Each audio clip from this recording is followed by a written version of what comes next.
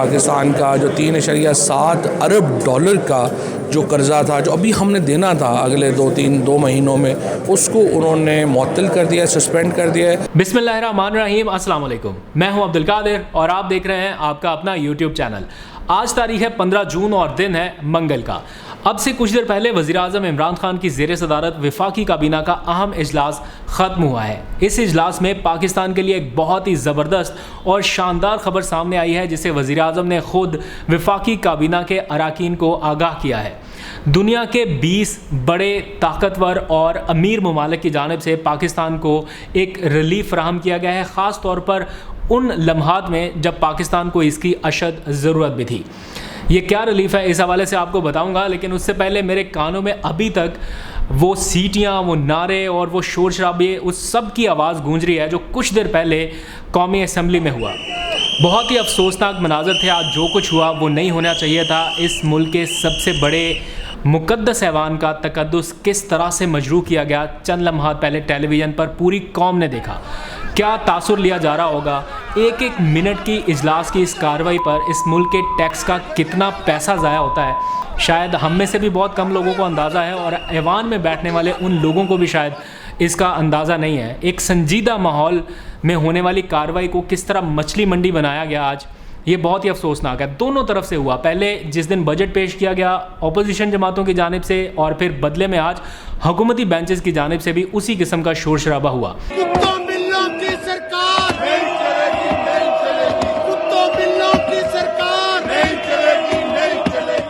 और इस हवाले से वज़ीर-ए-आज़म इमरान खान ने और हुकूमत ने असूली फ़ैसला कर लिया है कि अगर ऐवान की कार्रवाई आगे बढ़ेगी तो वो सिर्फ़ और सिर्फ इस सूरत में बढ़ेगी। वो कंडीशन क्या है वो भी आपको बताऊंगा, लेकिन अगर आजकल आप मैचेस देख रहे हैं, PSL के मैचेस, तो मैं कहता हूँ मशवरा यह है कि उसको छोड़ें और एक दिन के लिए बजट की कार्रवाई देखें। मैचेस में तो ना कोई शोर शराबा हो रहा है, ना कोई सीटियाँ बज रही हैं, ना कोई नारे बज रहे हैं। ये सारा कुछ आपको, ये सारी एंटरटेनमेंट आपको बजट इजलास की कार्रवाई के दौरान देखने को मिल जाएगी। एक से बढ़कर एक नमूना देखने को मिलेगा। मुंह में सीटियाँ लिए हुए बच्चों की तरह शोर शराबा कर रहे हैं। ये नहीं देख रहे कि पूरी दुनिया देख रही है, पाकिस्तान के लोग देख रहे हैं। क्या इमेज हमारा पाकिस्तान का जा रहा होगा बाहर। ये रियासत पाकिस्तान का सबसे बड़ा आइनी और मुक़द्दस हैवान है। ये सारा कुछ हो क्यों रहा है, ये सोचने की बात है। बजट इतना भी बुरा नहीं है कि इसके ऊपर इस किस्म की तनकीद या इस किस्म का अपोजिशन की जानिब से रवैया अपनाया जाए। असल बात यह है कि आज शहबाज शरीफ साहब को FIA की जानिब से नोटिस मौसूल हो गया है पेश होने के लिए मनी लॉन्ड्रिंग केस में, और अगर पेश ना हुए तो गिरफ़्तारी भी अमल में लाई जा सकती है। और अगर गिरफ़्तार हो गए तो फिर शोर शराबा होगा कि देखें जी, हमारे साथ नाइंसाफ़ी हो रही है और हमारी ज़ुबान बंद कराने के लिए ये हुकूमती हथकंडा है। उससे पहले ही शोर शराबा और वावेला शुरू कर दिया गया है। खैर, इसके ऊपर मैं आगे चल के बात करनी है मैंने, और अच्छी खासी बात करेंगे, लेकिन coming back to the point, कुछ अच्छी खबरें हैं जो इस सारे शोर शराबे में दब कर रह गई, और उसके ऊपर मुझे यकीन है कि बात नहीं होगी और वो दबी रह जाएंगी, लेकिन हम उनके ऊपर बात करेंगे। एक तो है G20 कंट्रीज़ की जानिब से आने वाली शानदार खबर, जिसे आज वज़ीर-ए-आज़म ने काबीना में बताया, और साथ ही वज़ीर-ए-आज़म इमरान खान के हुक्म पर शुरू होने वाली वो इंक्वायरी जो सऊदी अरब में सफारत खाने के कुछ लोगों के ख़िलाफ़ की गई थी, आज उसकी हतमी रिपोर्ट भी वज़ीर-ए-आज़म को पेश कर दी गई है। और उसके नतीजे में 3 अफराद मुजरम या एक तरह से इस सारे मामले में मुलव्वस करार पाए गए हैं और उनके ख़िलाफ़ कार्रवाई शुरू हो रही है। आज वफाकी काबीना ने उसकी भी मंजूरी दी है, उस हवाले से भी आपको बताऊंगा। और साथ ही कुछ दिन पहले, यानी ये इसी हफ्ते के दौरान, एक G7 कंट्रीज़ यानी दुनिया के 7 बड़े ममालिक का एक बहुत अहम इजलास हुआ, और उस इजलास के नतीजे में चीन के ख़िलाफ़ एक बहुत बड़ा महाज खोला जा रहा है। तकरीबन 400 खरब डॉलर्स की इन्वेस्टमेंट होने जा रही है। दुनिया के अमीर तरीन ममालिक चीन का मुकाबला करने के लिए क्या क्या कुछ करने जा रहे हैं, और इस सारे मामले में पाकिस्तान के पास क्या ऑप्शन है, क्या कर सकता है, उस हवाले से भी बात करेंगे। लेकिन सबसे पहले आज की बहुत ही अहम और अच्छी खबर, काबीना इजलास की कार्रवाई शुरू हुई तो वज़ीर-ए-आज़म इमरान खान की जानिब से बताया गया है तमाम काबीना अरकान को कि G20 कंट्रीज़, ये आप कंफ्यूज ना हो जाइएगा, दो अलग अलग चीज़ें हैं। एक G20 कंट्रीज़ है और एक G7 कंट्रीज़ है। इस वक्त मैं बात कर रहा हूँ G20 कंट्रीज़ के हवाले से। उन्होंने पाकिस्तान का तकरीबन 3.37 अरब डॉलर्स का जो कर्ज़ था उसे मुअत्तल कर दिया है। ये उस सूरत में मुमकिन हो पाया जो वज़ीर-ए-आज़म इमरान ख़ान बहुत अरसे से एक खामोश लॉबिंग करते चले आ रहे थे। पूरे तरक्की पजीर ममालिक में से सिर्फ वज़ीर-ए-आज़म इमरान ख़ान वो वाहिद शख्सियत हैं जिनकी आवाज़ बड़े बड़े प्लेटफॉर्म्स पर गूंजी और उन्होंने ये मुतालबा किया अमीर ममालिक से कि दुनिया के बड़े और अमीर ममालिक तरक्की याफ्ता ममालिक का जो कर्ज़ा है उसमें उन्हें या तो रायत दें या फिर वो कर्ज़ कुछ देर के लिए सस्पेंड कर दिया जाए ताकि कोरोना से निपटने के लिए वो अपने वसाइल को दुरुस्त तरीके से इस्तेमाल कर सकें। इस सिलसिले में वज़ीर-ए-आज़म इमरान ख़ान का जो मुतालबा था आज उसे ऑफिशियली तस्लीम किया गया है। वज़ीर-ए-आज़म ने 29 सितंबर 2020 को कर्ज़ की मुअत्तली के लिए UN समिट में ख़िताब किया और उस तकरीर में ये मुतालबा किया गया था कि तरक्की पजीर ममालिक नज़रसानी करें कर्ज़ों के मामले पर। वज़ीर-ए-आज़म के इस खिताब के बाद 21 नवंबर 2020 को सऊदी अरब में एक G20 समिट हुआ और जिस तरह वज़ीर-ए-आज़म ने मुतालबा किया था उसके तनाजुर में इब्तदाई तौर पर जापान ने पाकिस्तान का 370 मिलियन डॉलर्स का कर्ज़ सस्पेंड कर दिया या उसमें उसे रिलीफ दिया।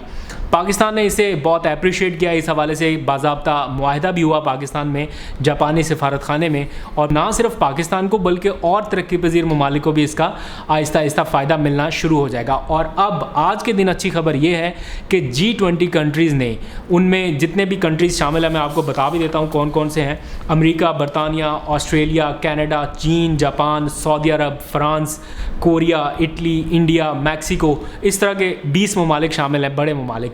उन्होंने पाकिस्तान के ऊपर जो कर्ज़ा हमें आइंदा 2 से 3 महीनों के अंदर अंदर अदा करना था उसमें रिलीफ दिया है और अब पाकिस्तान को 3.37 अरब डॉलर्स फौरी तौर पर अदा नहीं करने पड़ेंगे। अदा तो करने हैं हमने, लेकिन एट द मोमेंट जो पाकिस्तान के रिज़र्व्स के ऊपर एक प्रेशर था वो नहीं आएगा। क्योंकि आपको याद होगा जब वज़ीर-ए-आज़म सऊदी अरब से मदद लेने के लिए गए या UAE से मदद लेने के लिए गए तो उन्होंने भी मदद के तौर पर 3 अरब डॉलर पाकिस्तान के ख़जाने में रखवाए ताकि जो प्रेशर है पाकिस्तान के ख़जाने से वो कम हो सके। देना हमने वो भी उनको वापस ही था, लेकिन वक्ती तौर पर वो ख़जाने में रहे। इसी किस्म की सूरत हाल इस वक्त है कि जो 3.37 अरब डॉलर्स हमें फौरी तौर पर अपने ख़जाने से निकाल कर G20 कंट्रीज़ को अदा करने थे अब वो नहीं करने पड़ेंगे और हमारे जो मुल्की ख़जाने के ऊपर बोझ था आइंदा 1 से 2-3 महीनों में पड़ना था जिसके नतीजे में डॉलर की प्राइस भी ऊपर जा सकती थी, वो अब स्टेबल हो गया है, वो नहीं होगा। आपको याद होगा इसहाक डार ने सिर्फ सऊदी अरब से 1.5 अरब डॉलर लिया था और डॉलर की कीमत को कहाँ तक ले आए थे, यानी नीचे कर लिया था। और इसी तरह अगर हमें 3.37 अरब डॉलर्स फौरी तौर पर नहीं देने पड़ेंगे तो ये पाकिस्तान के लिए a big sigh of relief है जिसके ऊपर इतनी ज़्यादा बात नहीं हो रही, बट आई नो कि इकनॉमिकली इसका पाकिस्तान पर कितना इफ़ेक्ट होगा। और वज़ीर इत्तलात फवाद चौधरी साहब से मैंने गुफ्तगू की है, वो मैं आपको आखिर में चल के सुनाता हूँ क्योंकि इसी से जुड़ा एक और मामला है। G7 कंट्रीज़, आपने इसका भी नाम सुना होगा। मैंने अभी बात की है G20 कंट्रीज़ की, लेकिन इसके बाद है G7 कंट्रीज़। इसमें है अमेरिका, बरतानिया, कनाडा, फ्रांस, इटली, जर्मनी और जापान। वाज़ेह रहे कि ये दुनिया के सबसे बड़े अमीर तरीन ममालिक हैं G7 कंट्रीज़।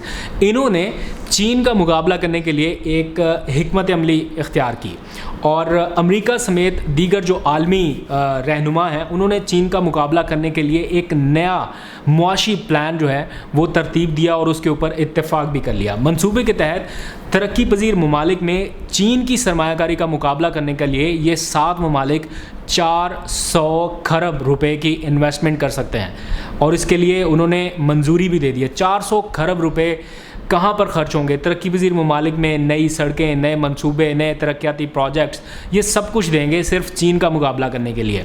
और उसमें सबसे प्राइम फोकस होगा पाकिस्तान के ऊपर, बिकॉज़ पाकिस्तान चीन का सबसे बड़ा और मजबूत एलाय है। इस वक्त पूरी दुनिया इधर की उधर हो जाए, चीन और पाकिस्तान हमेशा इकट्ठे रहते हैं, जिसकी ज़्यादा तकलीफ़ भारत को भी रही है।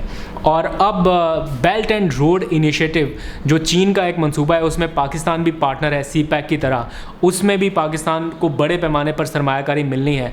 तो अमेरिका और उसके ये 7 इत्तेहादी ममालिक चाहते हैं कि चीन की इस सरमायाकारी की राह रोकी जाए और बदले में तरक्की पजीर ममालिक को कुछ ना कुछ दिया जाए और उन्हें अपनी तरफ माइल किया जाए। इस सिलसिले में पाकिस्तान क्या करेगा? क्या पाकिस्तान चीन से हाथ खींचेगा या कुछ डॉलर्स लेने के लिए, कुछ नहीं बहुत ज़्यादा डॉलर्स, जैसे 400 खरब रुपए का टोटल बजट है तो उसमें से पाकिस्तान को भी कुछ ना कुछ मिल सकता है।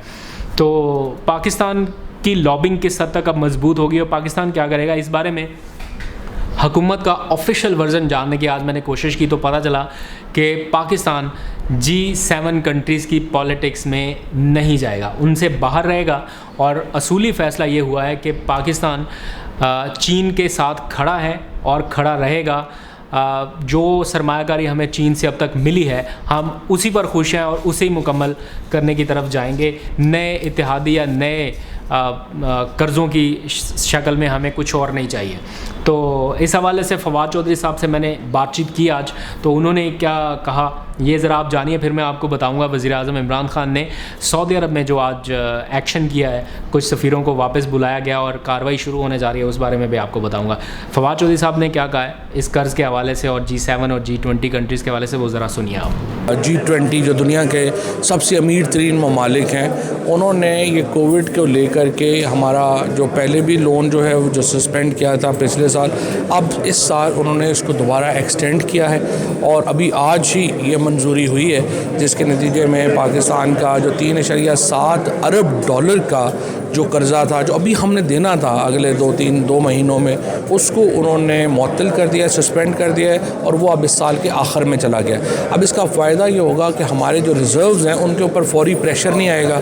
हमारे जो पैसा हमने अपने ज़ाहिर बैंकों से लेके वापस करना होता है तो वो हमारा जो रिज़र्व है वो अपना हमारा कायम रहेगा और साल के आखिर तक इंशाल्लाह हमारी जो इस वक्त इकॉनमी जा रही है वो बड़ी तगड़ी जा रही है, तो हमें आसानी हो जाएगी वापस। एक मिनिस्टर साहब, एक तासुर ये आ रहा है कि G7 कंट्रीज़ जो हैं वो मिलकर चीन के ख़िलाफ़ कोई नया महाज खोलने जा रहे हैं और पाकिस्तान को भी अंडर प्रेशर करने की कोशिश की जा रही है, तो इस पर फेडरल गवर्नमेंट का क्या रद्द अमल है? देखिए, हम तो G7 की पॉलिटिक्स में नहीं हैं, ये तो G7 की एक अपनी पॉलिटिक्स है और जिस तरह से आपने कहा कि बुनियादी तौर के ऊपर ये चीन के ख़िलाफ़ एक एजेंडा उनका होगा और वो अपनी ले रहे हैं, उससे हमारा कोई लेना देना नहीं है। हमारे और चीन के जो ताल्लुकात हैं उनमें बहुत परतें हैं। हमारे आपस में बहुत सिक्योरिटी रिलेशनशिप हैं, हमारे आपस के बहुत इकनॉमिक रिलेशनशिप हैं और हमारा रिलेशनशिप इन परतों के ऊपर बहुत स्ट्रॉन्ग है। तो जनाब ये बात तो वाज़े हो गई कि G7 कंट्रीज़ हों या G20 कंट्रीज़ हों, पाकिस्तान इस खित्ते में ऐसी पोजीशन पर है जो सब के लिए बहुत ही अहमियत का हामिल है। किसी को अफ़गानिस्तान में रसाई चाहिए, वो पाकिस्तान के पीछे पड़ता है जनाब कि हमें अड्डे दे दें, हमें ये कर दें, हम आपके साथ, हम आपको इतने डॉलर्स देंगे, ये करेंगे, वो करेंगे। आपको मालूम है पिछले दिनों क्या क्या कुछ कोशिशें हो चुकी हैं और अब अगर चीन का रास्ता रोकना है तब भी पाकिस्तान की हिमायत दरकार है। आखिर में बात करते हैं वज़ीर-ए-आज़म इमरान खान की जानिब से शुरू की जाने वाली एक और इंक्वायरी मुकम्मल हो गई है। सऊदी अरब में पाकिस्तानी सफारत खाने में बदनज़मी का ये मामला है और बहुत सारे ओवरसीज़ पाकिस्तानियों की जानिब से शिकायत की गई वज़ीर-ए-आज़म से कि ये मामला हल नहीं हो रहा, ओवरसीज़ पाकिस्तानियों की शिकायत हल नहीं हो रही और कोई किसी किस्म की सुनवाई में मदद नहीं कर रहा। वज़ीर-ए-आज़म ने, आपको मालूम है, इस बारे में इंक्वायरी का हुक्म दे रखा था, तो आज फैक्ट फाइंडिंग कमेटी ने अपनी रिपोर्ट वज़ीर-ए-आज़म इमरान खान को पेश कर दी है। ये रिपोर्ट आज काबीना के इजलास में भी पेश की गई। लंबी चौड़ी रिपोर्ट है, उसका खुलासा ये है कि 3 सीनियर ओहदेदारान सफारत खाने के मुलव्विस पाए गए हैं, या एक तरह से ट्रायल तो चलेगा लेकिन काबीना की नज़र में या फैक्ट फाइंडिंग कमेटी की नज़र में ये लोग मुजरम हैं जिन्होंने ओवरसीज़ पाकिस्तानियों के साथ नाइंसाफ़ी किया। उनमें एक तो अली एजाज साहब थे जो सफ़ीर थे, उन्हें तो फौरी तौर पर वतन वापस बुला लिया गया था ना, उनका तो ख़त्म कर दिया गया ओहदा और उन्हें वापस बुला लिया गया। उसके साथ साथ 2 और अहम ओहदेदारान हैं, एक deputy head of mission Zeeshan, Raja Zeeshan है, उनके ख़िलाफ़ कार्रवाई की सिफारिश की गई है और कौंसलर सेक्रेटेरिएट ग्रुप के मोहम्मद औरंगज़ेब साहब, इनको भी फ़ौरन वतन वापस बुलाया जा रहा है और इनके ख़िलाफ़ भी महकमाना कार्रवाई और क्रिमिनल प्रोसीडिंग्स शुरू की जा रही हैं और आज काबीना ने इन दोनों शख्सियात को फ़ौरन वतन वापस बुलाने की मंजूरी दे दी है। काबीना ने यह भी कहा है कि इन ओहदेदारान को वतन वापस बुलाकर सख्त कार्रवाई अमल में लाई जाए और उसे भी पब्लिक किया जाए ताकि जो दीगर ओहदेदारान पूरी दुनिया में पाकिस्तान के सिफारती मिशन की नुमाइंदगी कर रहे हैं वो थोड़ा सा एहसास करें। और ये लाजमी करार दे दिया गया है कि अब पब्लिक सेंटिमेंट्स जो होंगे, अवामी जज्बात जो होंगे, वो पैमाना करार पाएगा किसी भी सिफारती मिशन की कारकर्दगी को जांचने के लिए। तो अब सिफारती मिशन को थोड़ा सा और प्रोएक्टिव होना पड़ेगा। आखिर में मैंने कहा था कि कौमी असम्बली के आज की कार्रवाई के ऊपर बात करेंगे और वज़ीर आज़म ने फ़ैसला भी कर लिया है। तो फ़ैसला ये हुआ है कि अगर अपोजिशन को असम्बली में कोई बात करनी है तो पहले हमारी बात सुननी होगी। अगर हमारी बात सुनेंगे तो ऐवान में बात करने की इजाज़त होगी। ये क्लियर डायरेक्शन आज वज़ीर आज़म की जानिब से भी दे दी गई है। हमेशा ये होता है कि अपोजिशन को बोलने का मौका दिया जाता है और जब वो ख़ुद बोलने लगती है हुकूमत, तो अपोजिशन वॉकआउट कर जाती है। तो इस बार ये फ़ैसला हुआ है कि अगर अपोजिशन को बात करनी है ऐवान में तो पहले हुकूमत की बात सुननी पड़ेगी और इसके लिए कोड ऑफ कंडक्ट ये आपके सामने है। ये कोड ऑफ कंडक्ट तय किया गया है, मुजव्वज़ा कोड ऑफ कंडक्ट है जिसे अपोजिशन मान नहीं रही। इसमें कुछ शराइत लिख दी गई हैं और बताया गया है कि स्पीकर की जानिब से कायम की गई इखलाकियात कमेटी के दर्ज झैल कोड ऑफ कंडक्ट के तहत ऐवान की कार्रवाई आगे बढ़ाई जाएगी। तो उस सिलसिले में जो कुछ कहा गया है कि कोई मेंबर इखलाक बाख्ता, नाशाइस्ता और गैर पार्लिमानी ज़ुबान और बयान और इक़दामात से मुकम्मल परहेज़ करेगा, तो ये तो बहुत ही मुश्किल कोड ऑफ कंडक्ट है। ऐसा तो हो नहीं सकता। अगर इखलाक से गिरी हुई बात या कोड ऑफ कंडक्ट की खिलाफ वर्जी ना हो तो फिर ऐवान की कार्रवाई का वो मज़ा कहाँ इन लोगों को आएगा जो सारा कुछ कर रहे हैं। तो इसी तरह से ये भी लिखा गया है कि हाउस के अंदर मेंबर्स की प्राइवेसी का एहतराम करते हुए वीडियोस बनाने की इजाज़त भी नहीं होगी और ना ही प्ले कार्ड उठाकर अपनी मुखालिफ पार्टी की सीट्स पर जाने की इजाज़त होगी। लेकिन ये सब कुछ आज के दिन भी हो रहा है। ये कोड ऑफ कंडक्ट कल तरतीब दिया गया है, लेकिन इसकी खिलाफ वर्जी हुई है और आज भी सारा कुछ, ये जो सीटियाँ, नारे, शोर शराबा, मछली मंडी, ये सब कुछ आज भी जारी रहा है और पता नहीं कब तक जारी रहेगा। आज तक के लिए इतना ही। अगर आप मैच देख रहे हैं तो छोड़ के ज़रा एक रिपीट टेलीकास्ट देखिए कौमी असम्बली के ऐवान की। अगर मज़ा ना आए तो पैसे वापस, भले चैनल अनसब्सक्राइब कर दीजिएगा। आज तक के लिए इतना। अपना बहुत सा ख्याल रखिएगा। खुदा हाफिज़।